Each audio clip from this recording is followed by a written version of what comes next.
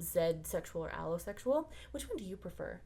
I like Zed because it makes it clear that asexuality exists on a spectrum from A to Z. Also, there's been the person who introduced these terms to me was really, really passionate about the fact that there's been a lot of problematic clinical history and oppression from people who've used the word allosexual before. And because of that's kind of where Zed was born. It wasn't born out of like, Zed, that's cute, what a pun. Zed was born out of like, let's make an alternative because we don't want to use this word that has oppressed us or that has abused us before. That makes sense. So that's why I use Zed. However, allo is way more mainstream. Yeah, I've noticed that. And sometimes when something becomes so mainstream, like it's kind of too late to form an alternative. So it's just the thing that I do. That's why I use Zed.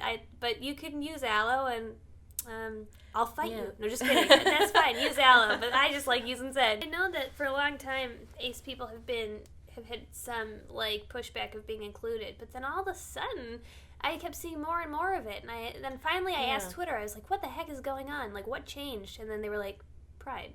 It's Pride." And I was like, "Oh, well, that sucks. Does this happen every fucking Pride?"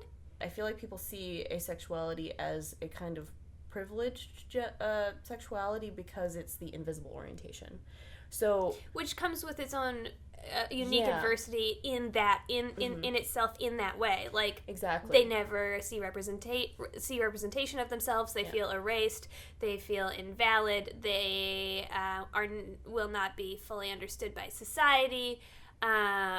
People think they're broken. There's all these misconceptions. So it's privileged in the way that you're not like visibly queer, but it's like, I'm never going to get kicked out of a restaurant for being asexual. Right. But then if I go anywhere with my roommate who's like a guy, we always are mistaken as a couple. Always, because people just do not think that like a man and a woman can just be friends. And then if you were to try to explain your orientation to someone who didn't get it, they might like throw at you like, "Oh, you just haven't met the right, blah blah blah. You should take some medicine." Maybe you have like a hormone problem.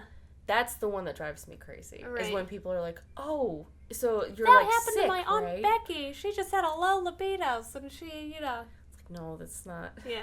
My doctor. I've actually had like hormones tested for like, because when I was losing my gallbladder, they couldn't figure out what was wrong with me, so I had like full screen talks for like my thyroid and everything.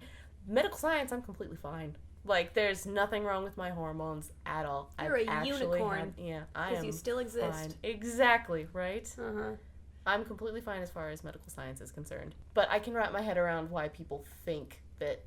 Yeah, like how they would draw that conclusion. I think it's not the right conclusion, but I can see how they would end up there. Yeah, I can follow the train of thought. I just, like, ultimately very much disagree.